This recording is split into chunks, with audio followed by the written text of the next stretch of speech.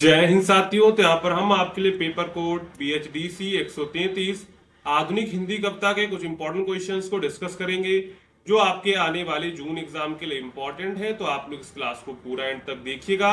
अगर आपको क्लास समझ में आती है तो वीडियो को लाइक एंड जो है चैनल को सब्सक्राइब करना मत भूलिएगा, जिससे आने वाली क्लास की आपको नोटिफिकेशन मिलती रहेगी। आप लोग वीडियो तो देखते हैं पर वीडियो को लाइक नहीं करते, ना ही चैनल को सब्सक्राइब करते हैं। तो आप लोग वीडियो को लाइक एंड चैनल को सब्सक्राइब करना मत भूलिएगा, ठीक है। और अगर आप लोग इस सब्जेक्ट के गैस पेपर को परचेज करना चाहते हैं जिसमें हमने आपकी VVI इंपॉर्टेंट क्वेश्चंस प्लस आपके बुक से प्लस PYQ से जो इंपॉर्टेंट क्वेश्चंस जो आपके एग्जाम में आ सकते हैं, वो सभी क्वेश्चंस हमने आपके गैस पेपर में कवर कर दिए हैं।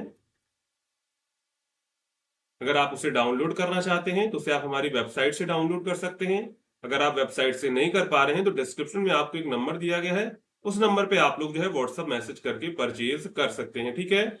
अब चलते हैं, अगर आपको वेबसाइट से करना है सिंपली गूगल पे जाएंगे और सर्च करेंगे soft.hindustanknowledge.com। तो जैसे आप सर्च करेंगे तो आपके सामने कुछ प्रकार की हमारी वेबसाइट खुल के आ जाएगी। अब आपको क्या करना है, सिंपली यहाँ पर आपको ऊपर देखिए सर्च कोड दिखेगा, सिंपली सर्च कोड पर जाएंगे और यहाँ पर आपको कोड टाइप करना है BHDC 133। जैसे आप टाइप करेंगे तो यहाँ पर आ जाएगा आधुनिक हिंदी कविता सॉल्व गैस पेपर। सिंपली इस पर क्लिक करेंगे और क्लिक करने के बाद बाय नाउ पर क्लिक करके इसको परचेज कर लेंगे। अगर आपको कोई प्रॉब्लम होती है तो आप इस नंबर पे व्हाट्सएप या फिर व्हाट्सएप आइकन पर क्लिक करके हमारी टीम को व्हाट्सएप कर सकते हैं, आपकी प्रॉब्लम सॉल्व हो जाएगी, ठीक है। अब वापस चलते हैं अपने प्रश्नों पर। यहाँ पर हमारा पहला प्रश्न है, भारतेंदु युगीन हिंदी काव्य की विशेषताओं पर प्रकाश डालिए। यानी भारतेंदु युग में जो काव्य लिखे गए थे उनमें क्या क्या विशेषताएं देखने को मिलती हैं, उसके बारे में यहाँ पर हम लोग लिखेंगे। तो भारतेंदु युग जो लगभग 1850 से 1900 तक माना जाता है, को हिंदी साहित्य के इतिहास में नव जागरण या पुनर्जागरण काल कहा जाता है। यह युग आधुनिक हिंदी साहित्य की नींव रखने वाला युग माना जाता है और इसका प्रमुख केंद्र भारतेंदु हरिश्चंद्र थे। इस युग में हिंदी काव्य केवल भावनाओं की अभिव्यक्ति नहीं रहा, बल्कि यह देश, समाज और भाषा के विकास का माध्यम बना। इस काल की कविता में देशभक्ति, सामाजिक चेतना, भक्ति की नई परिभाषा, हास्य, व्यंग तथा भाषा की प्रगति प्रमुख रूप से दिखाई देती है। इस युग की प्रमुख विशेषताएं निम्नलिखित हैं। पहली विशेषता क्या है, देश प्रेम की भावना। यानी कि इस काव्य में क्या देश प्रेम की भावना देखने को मिलती है। तो भारतीय युग में जो भी काव्य लिखे गए थे सभी में देश प्रेम की जो है भावना झलकती है। तो भारतीय युगीन काव्य की सबसे महत्वपूर्ण विशेषता देशभक्ति रही। अंग्रेजी शासन के विरोध और देश की दुर्दशा को देखकर कवियों के मन में तीव्र देश प्रेम उत्पन्न हुआ। उन्होंने जनता को जागरूक करने के लिए कविताओं में ब्रिटिश शासन की आलोचना की और लोगों में आत्मसम्मान तथा स्वतंत्रता की भावना जगाई। यानी कि उन्होंने क्या किया, उन्होंने अपने काव्य में जो है जनता को जागरूक करने के लिए ब्रिटिश शासन की आलोचना की और लोगों में आत्मसम्मान तथा स्वतंत्रता की भावना को जगाए। उदाहरण के लिए, हम होंगे कामयाब अगर हम में हो विश्वास। हालांकि ये बात का उदाहरण है, लेकिन इसी भावना की शुरुआत भारतीय युग में हुई। कवि जनता को यह समझाने में लगे थे कि देश की उन्नति उनके अपने प्रयासों से ही संभव है। यानी कि जब आप लोग स्वयं प्रयास करेंगे तभी ही जो है देश की जो है उन्नति संभव है। इसके बाद उनके काव्य में सामाजिक चेतना और सुधार देखने को मिलता है। तो इस युग के कवियों ने समाज में व्याप्त बुराइयों को पहचाना और उनके विरुद्ध आवाज उठाई। उन्होंने बाल विवाह, सती प्रथा, दहेज प्रथा और स्त्री अशिक्षा जैसी कुरीतियों के विरुद्ध लिखा। साथ ही विधवा विवाह, नारी शिक्षा और समानता जैसे मुद्दे को प्रोत्साहन दिया। उदाहरण के लिए कवियों ने लिखा, नारी को मत समझो निर्मल, वह भी शक्ति का स्वरूपा है। तो यहाँ पर क्या हो रहा है, यहाँ पर जो है सामाजिक चेतना और सुधार लाने का जो है कवि यहाँ पर प्रयास कर रहे हैं। इस तरह की कविताओं ने समाज में नई सोच को जन्म दिया था। इसके बाद भक्ति भावना में परिवर्तन। भक्ति काव्य पहले भगवान की भक्ति और मोक्ष की प्राप्ति के लिए होता था। यानी कि जो पहले भक्ति काव्य होता था वो किसके लिए होता था, भगवान की भक्ति और मोक्ष की प्राप्ति के लिए होता था। लेकिन भारतीय युग में भक्ति का उद्देश्य बदला। अब भक्ति केवल आध्यात्मिक नहीं रही, बल्कि उसमें देश और समाज के कल्याण की भावना भी जुड़ गई।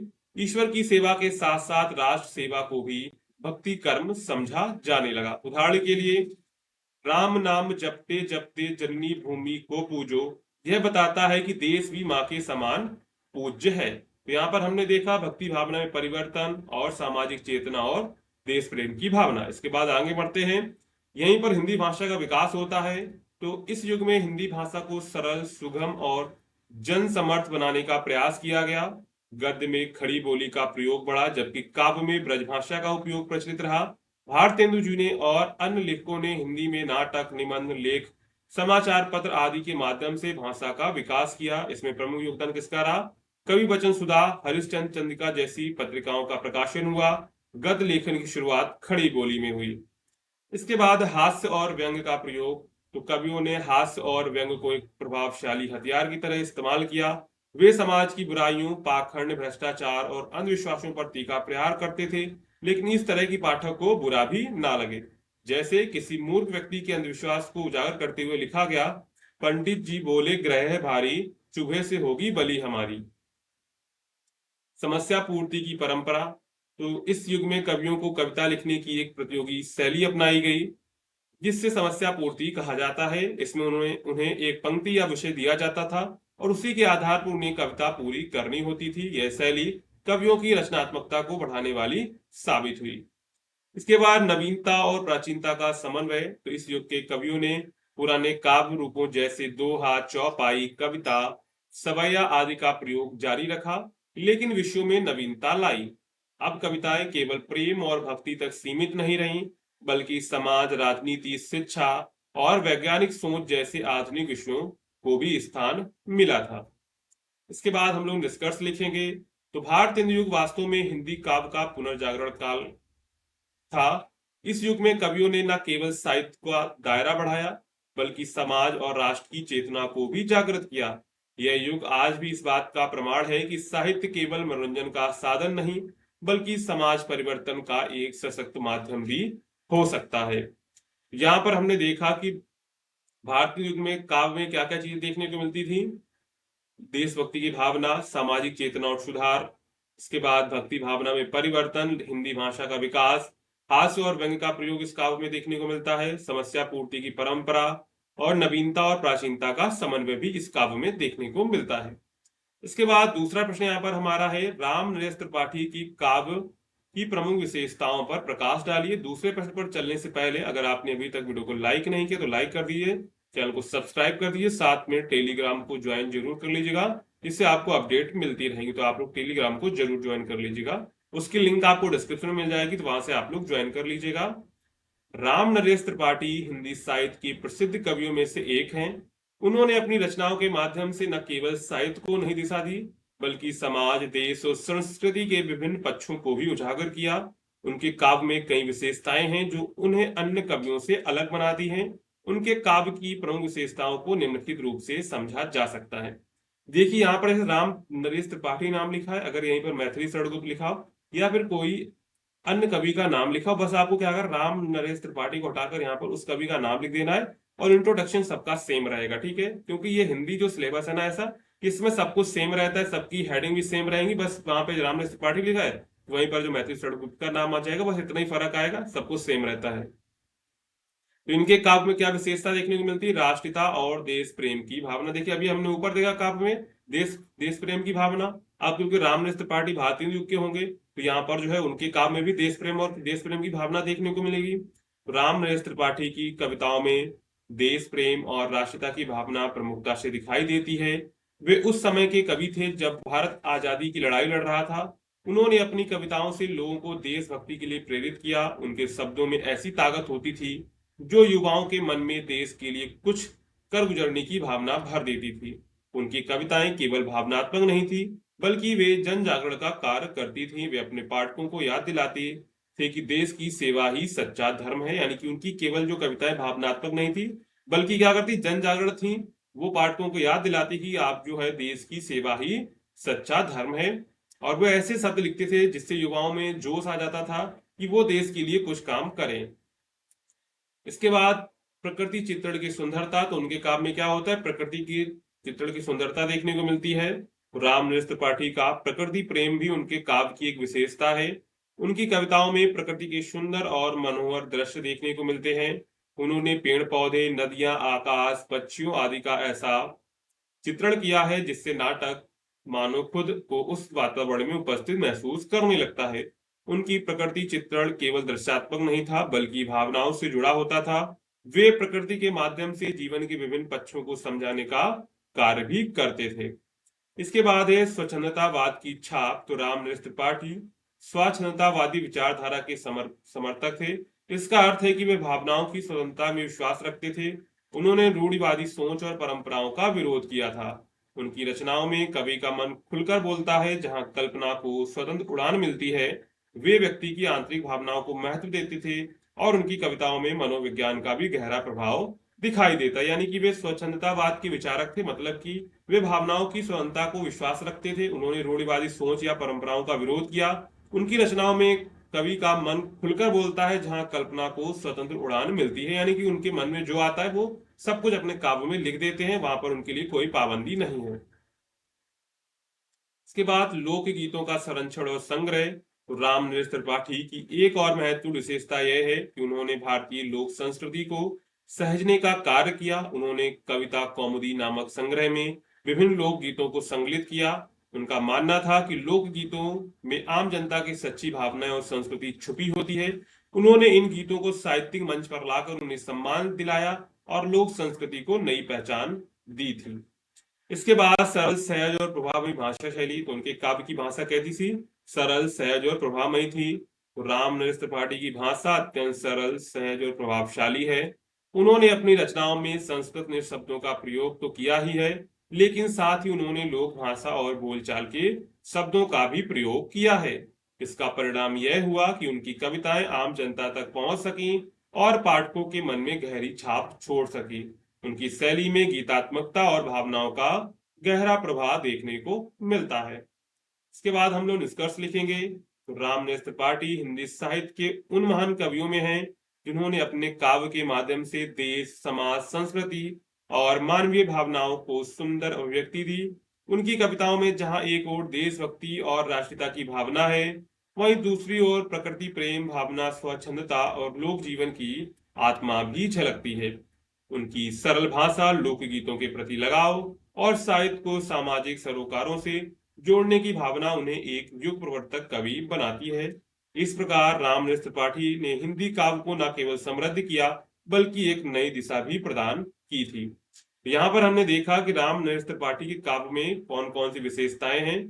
पहली विशेषता थी देश प्रेम और राष्ट्रीयता, प्रकृति का सुंदर चित्रण, स्वतंत्रतावाद की छाप, लोकगीतों का संरक्षण और संग्रह, सरल, सहज और प्रभावमयी भाषा शैली। इसके बाद निष्कर्ष। इसके बाद हमारे यहाँ पर तीसरा प्रश्न है, द्विवेदी युग की साहित्यिक प्रवृत्तियों की संक्षिप्त में चर्चा कीजिए। तो द्विवेदी युग हिंदी साहित्य के विकास का एक अत्यंत महत्वपूर्ण चरण माना जाता है। यह युग आचार्य महावीर प्रसाद द्विवेदी के मार्गदर्शन में विकसित हुआ। उन्होंने सरस्वती पत्रिका के माध्यम से साहित्य को एक नई दिशा दी। इस युग में साहित्य को केवल मनोरंजन का साधन नहीं माना गया बल्कि उसे समाज सुधार, राष्ट्रीय जागरण और नैतिक मूल्यों के प्रसार का माध्यम भी माना गया था। तो इसमें सबसे पहली प्रवृत्ति क्या थी? राष्ट्रीयता और देश प्रेम। यानी कि इसकी जो प्रवृत्ति थी द्विवेदी युग की, वो क्या थी? राष्ट्रीयता और देश प्रेम। द्विवेदी युग में भारत पर अंग्रेजों का शासन था और देश में स्वतंत्रता की भावना धीरे धीरे जाग रही थी। इस युग के कवियों और लेखकों ने अपने साहित्य के माध्यम से राष्ट्रीयता और देशभक्ति की भावना को प्रकट किया। इन रचनाओं ने जनता के मन में देश के प्रति प्रेम और त्याग की भावनाओं को जागृत किया।